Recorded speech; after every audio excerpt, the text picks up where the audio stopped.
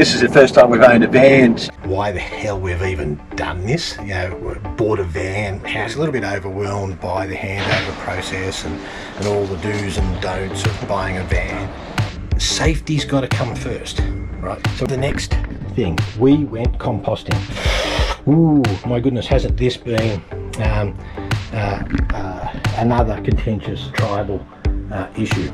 In this episode, and probably a couple of other segments in future episodes, just about the issues with buying a van, particularly if you're first time, particularly if you're sort of buying the dream, going around Australia, packing it all up and selling your house and all those sorts of things, which is a little bit different to us. So we thought, well, what the hell, we'll give you our considerations.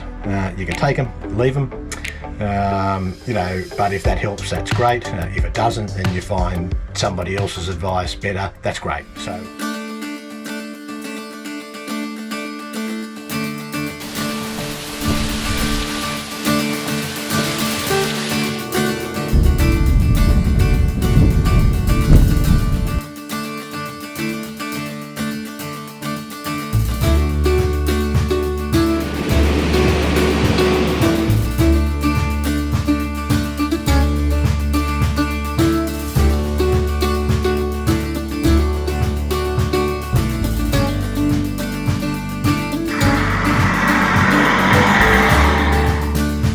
this is just absolutely insane.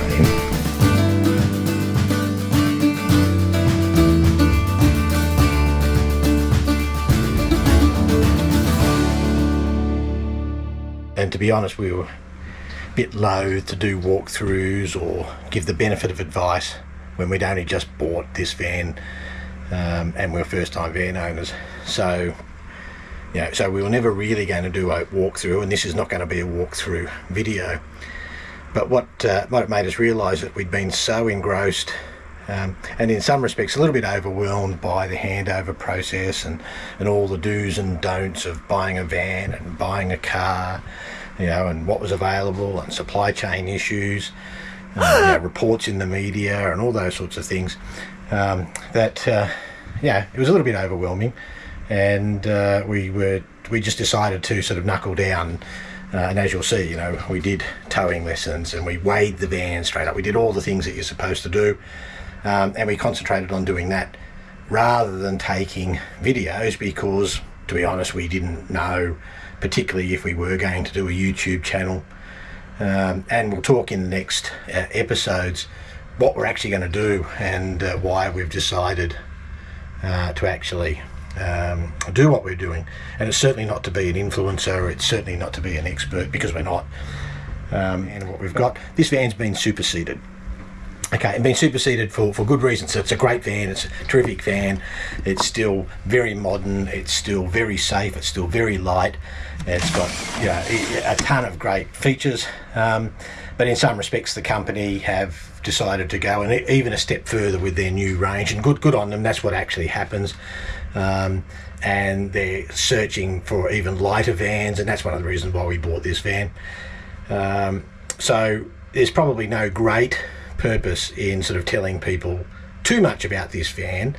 What we've decided to do between this video and a couple of other segments that we'll do in our next few episodes really is try to answer the questions about why the hell we've even done this.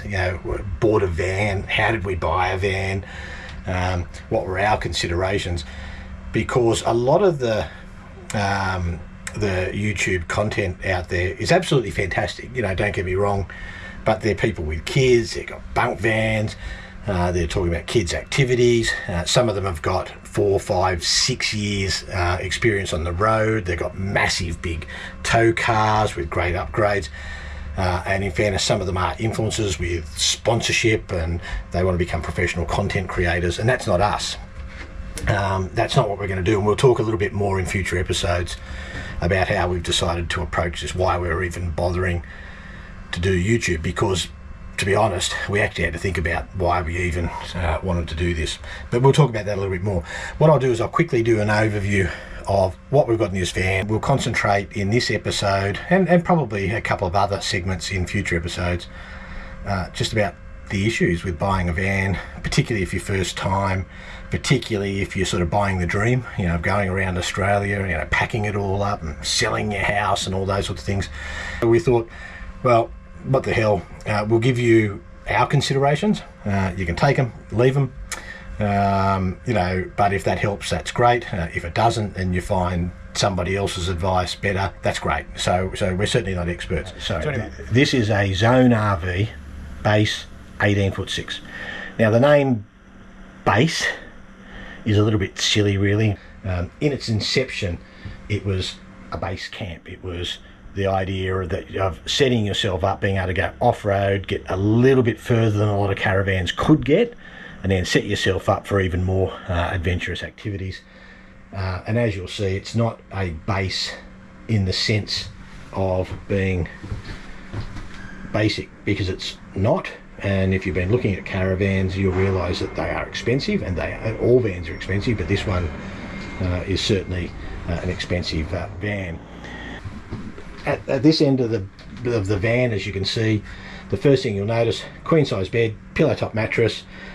This one, we're in storage mode, so you can see the bolster at the back. So it's not a full queen bed, and that's one of the things you'll discover in the caravan industry. People talk about queen beds. They're quite often not queen beds, so check that out. It doesn't really matter, okay? It just depends on what you're comfortable with. And this is a very comfortable bed.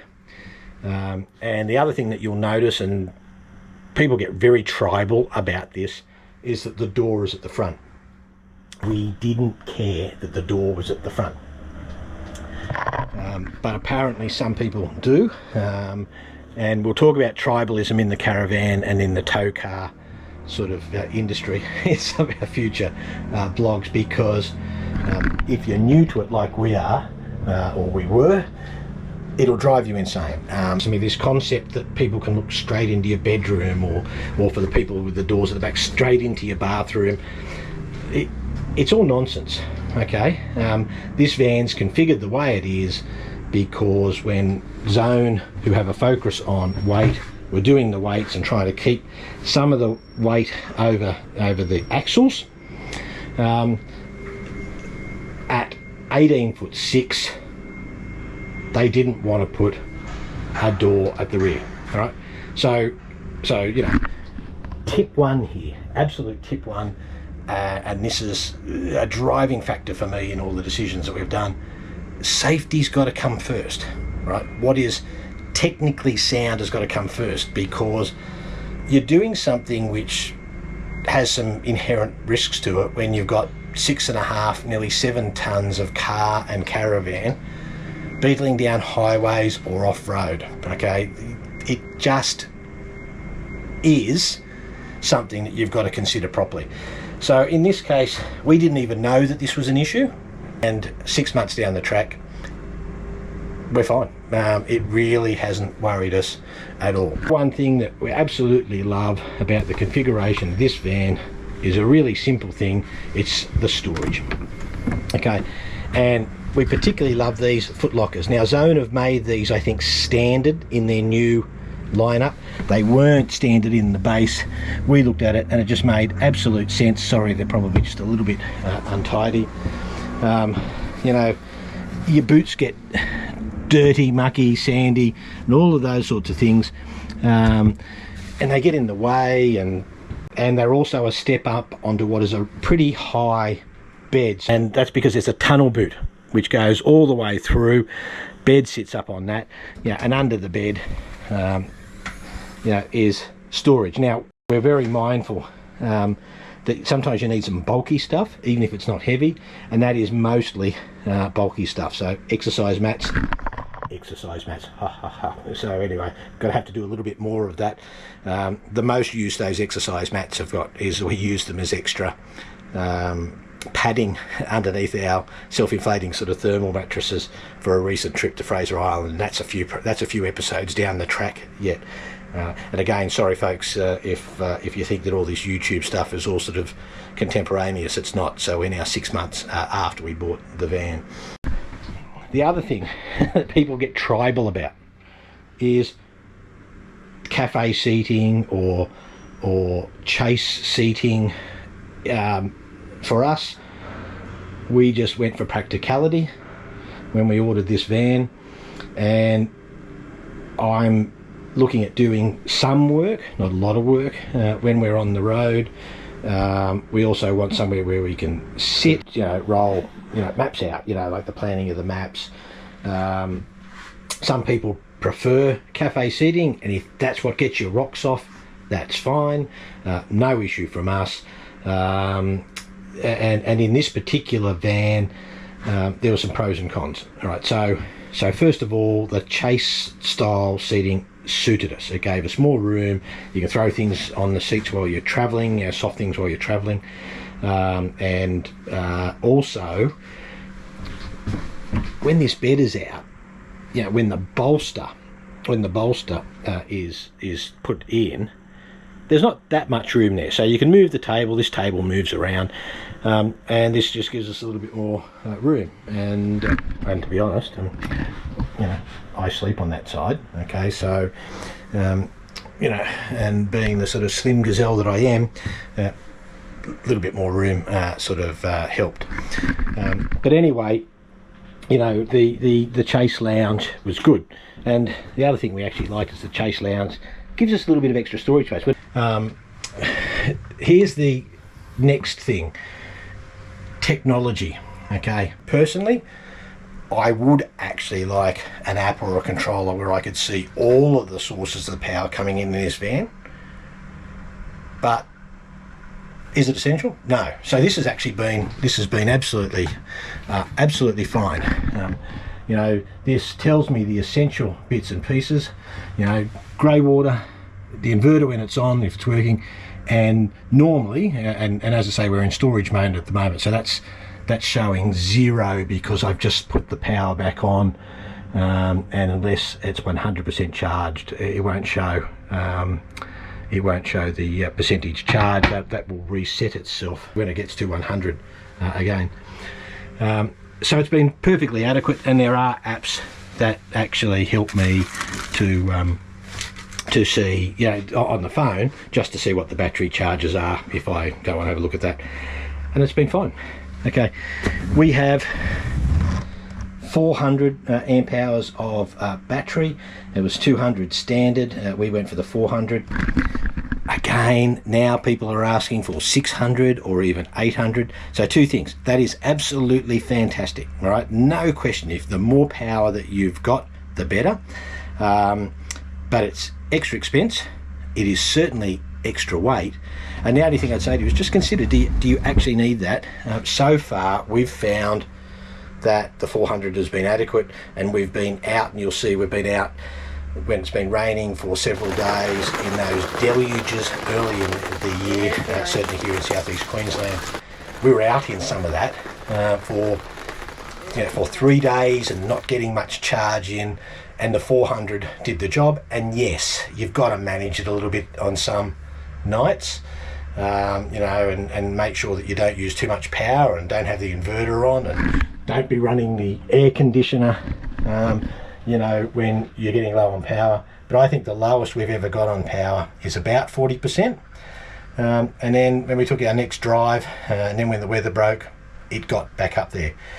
So there's tip number 2. Tip number 2 is be really judicious. Just think carefully about what you're actually going to use your van for. And I'll do a whole separate vlog on this, our considerations, right, just in case that helps. But we basically made a decision. How long did we think we were likely to be off-road? How often were we likely to use caravan parks? And we'll talk about that because we've really come to like the whole free camping thing, no question. But that means that the amount of battery you've got, and we've got 720 watts of solar on top, for us, with 2 people and the things we do, for most things, that's been good. And I think on only one occasion I've been really happy where we've got into a caravan park and I've been able to plug in, but most of the time it's been good. So again, the tribalism comes in. People are talking about you need a minimum this or a minimum that in power. you're going to pay for that. You're going to pay for it in money, and let's face it, most people and most caravanners are not rich people. Okay, so you have to think about these things.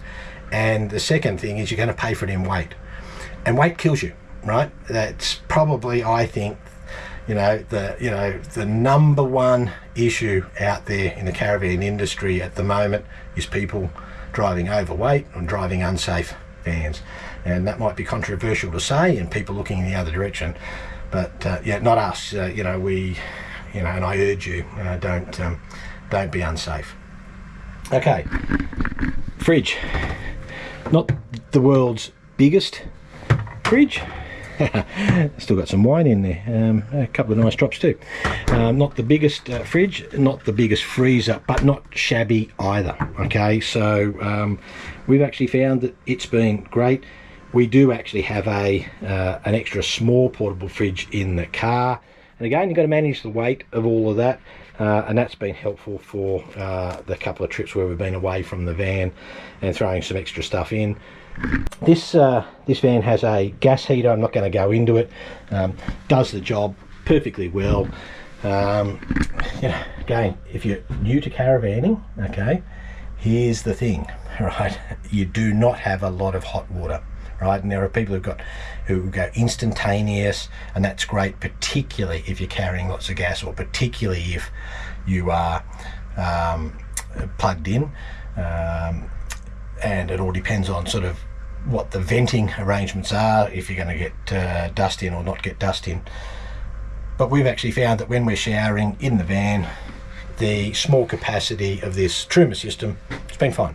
We just learn to have short showers, to soap up quickly, and Paula and I stagger our showers. So quite often we will put when we're going to use it, and we don't have the heater on if we're not actually going to use it, so we're just happy to wait for it to heat up, and that can take 20 or 30 minutes, to be honest. But it's fine. Quite often one of us will have a shower before dinner, we'll have dinner, one will have a shower after dinner, sort of whistle and heated, then we turn the whole thing off. All right, here's the next thing. We went composting. Ooh, my goodness, hasn't this been another contentious tribal issue out there? We didn't know that. So when we first ordered the van, it was going to be a cassette toilet, and to be honest, we weren't so sure about this idea of composting loos in your caravan. Here's another tip. If you're absolutely happy with cassette loos and going to dump points and all those sorts of things, and you find that technology just simpler and safe, that's fine. That's a valid consideration. We would never change. This thing has been fantastic, and I'm not going to show you any more about sort of how it operates, but you don't need dump points. It does actually, doesn't smell, right? It is true that when we've been sort of stored or stopped for a while, or particularly in this van for long drives, and I think it's got to do a little bit with the venting, it can actually sort of blow what's almost just an earthy, sort of almost sweet smell because of the spray that you use, frankly, just to help the composting process and just to help deodorize it, which clears in the van essentially as soon as we sort of open up. That's about the only thing we've noticed. I actually haven't had to empty this yet, so there's only the two of us, and we use it when we're off grid, and when we're on the road and all those sorts of things. But the other thing is, you'll find that whenever there's facilities and those sorts of things, stop for dinner and that sort of stuff, you just quite often just use the public amenities. You do actually have to empty the urine bottle.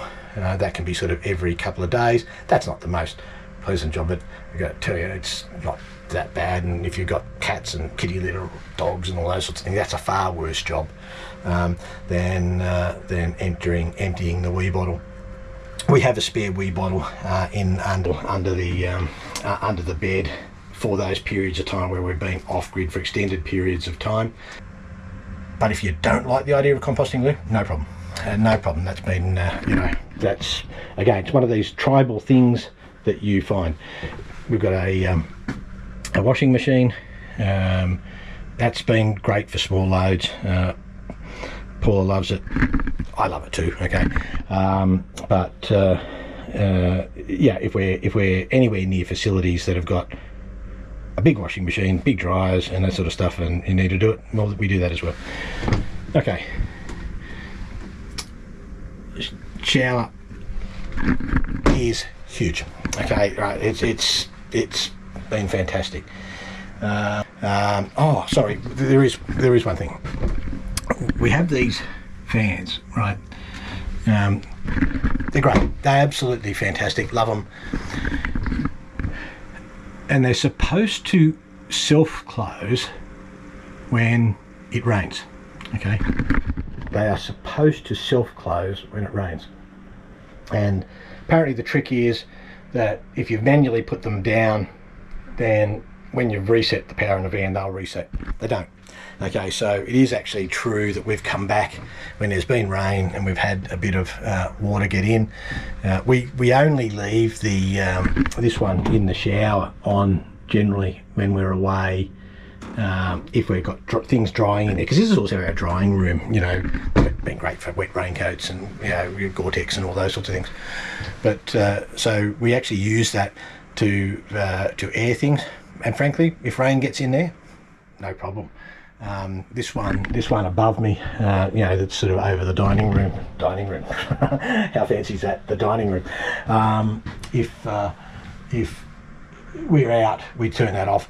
And if you've got questions, by all means, put them down in the comments and the questions.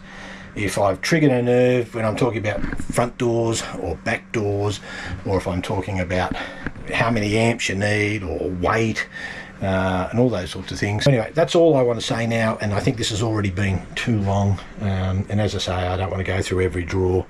You know, I don't want to sort of talk about all of the elements, and I just wanted to talk to you just about what we've got, some of these tribal elements, and we'll talk a little bit more about that in future episodes. Anyway, hope that helps.